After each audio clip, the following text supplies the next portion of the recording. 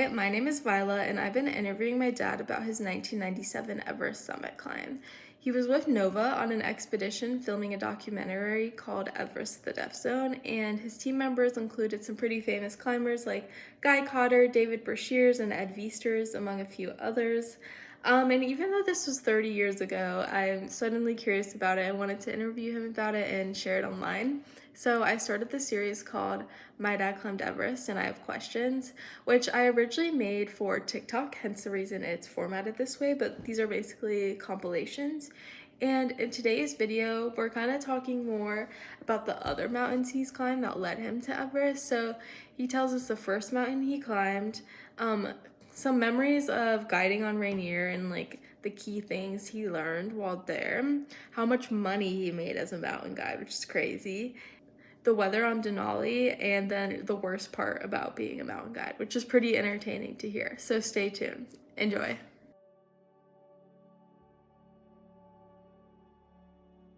The first mountain I climbed really was a backpacking trip in the Smoky Mountains when I was probably like 13 years old. That was kind of how I learned how to carry a backpack and how to hike and things in the mountains. But the first real mountain I climbed was Mount Rainier, and I climbed that when I was 15 years old. I used the guide service, which is called Rainier Mountaineering Incorporated, and went up there with my dad and a neighbor friend, and we summited. I remember getting on top of Rainier and having a pretty significant headache, feeling exhausted, looking out over the Pacific Northwest with my dad and Mark, and kind of fell in love with climbing on that particular day. When I was guiding on Rainier, climbing as a kid and then guiding, what I really learned about was how to operate in the mountains efficiently, how to walk efficiently, how to use the climbing rope efficiently, how to use an ice axe efficiently, how to cook and eat and breathe and relax and sleep on the mountain. You know, when you go to Rainier as a guide, you're working from May through mid-September, and you're up on the mountain, probably 4 days a week, usually 4 to 5 days a week on Rainier.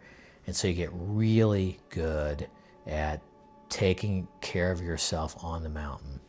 So through repetitive things, like putting your crampons on, how to place your feet on a glacier, how to walk without slipping, because every time you slip, that takes more energy.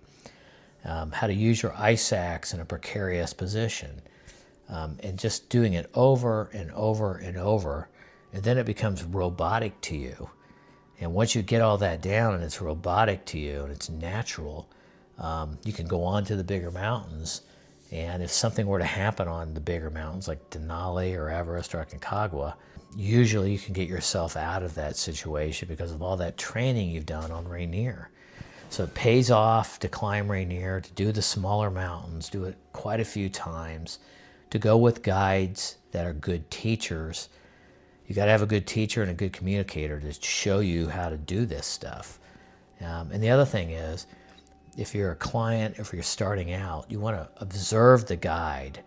Do exactly what that guide does, what they wear, how they walk, what they eat. It's so important. And then you'll figure it out. It kind of all flows. I have so many great memories of guiding on Rainier.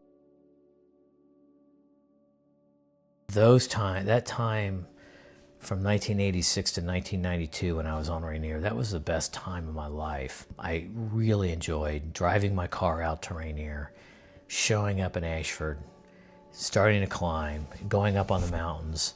I just loved spending time above Camp Muir on the mountain, roped up with clients, and getting people up to the summit for the first time. It was harder than heck for those people, but seeing their faces and their eyes and the big smile on their face when they got to the summit. And then especially when we got back down the mountain and went into the Glacier Lounge at the time at Paradise, Washington, and had a beer with the climbing team, and everybody was just ecstatic. And I knew that I was changing lives at that point and making a difference, and it really, really felt good. I mean, you didn't become a mountain guide to make money. I think the first time when I was working at Rainier, I was making like $250 every 2 weeks.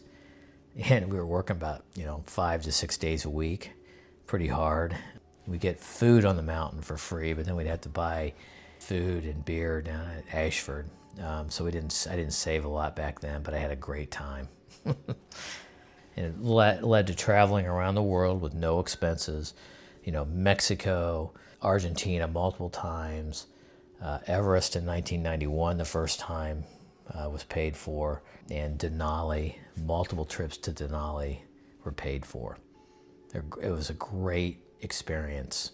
Weather on Denali, Denali is so far north, it's basically above the Arctic Circle. So you get these extreme weather events up there. And these storms can come in and last a day or a week with a significant amount of snowfall. I've been up there when you get like a foot and a half of snow when you go to sleep and you wake up and the tents are buried in snow. You have to go out and shovel them out so you don't suffocate. So Denali has some pretty significant weather issues. If you get in a bad weather pattern, I think a couple years ago, there was a really bad weather pattern and hardly anybody summited because of the weather. And usually it's wind. If it's really windy up on Denali, it's all hell to pay. Usually you can't move up the mountain. You just got to hunker down. And being so far north, it's extremely cold during these storms sometimes. And sometimes you hardly can get out of your tent. So what you do on Denali, at some of the camps that you were in, especially the ones that you're there for multiple nights, you dig a trench and you cook down basically underground, make a snow cave or something and cook in those. We did that multiple times because it was too windy and too snowy out to get a stove going. We very rarely cooked in the tent because you're worried about carbon monoxide poisoning.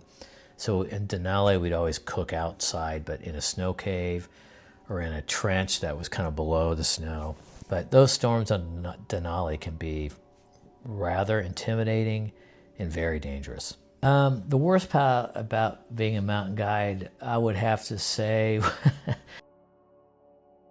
especially on like Denali, we'd establish a camp and we'd have to dig a latrine.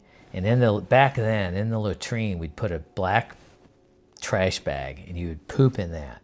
And every morning, and once that thing was filled, you'd have to, the guide would grab that bag, put it in another bag, and we'd rope up, and then somebody would go out to a crevasse and throw it in a crevasse. Crevasses on the Kahiltna Glacier are, 1,000 feet deep. And so we just drop it down. But I always hated feces management on the mountain. I hated it. Nowadays, everybody has to poop in a little container and pack it all out, their own poop. So it's crazy.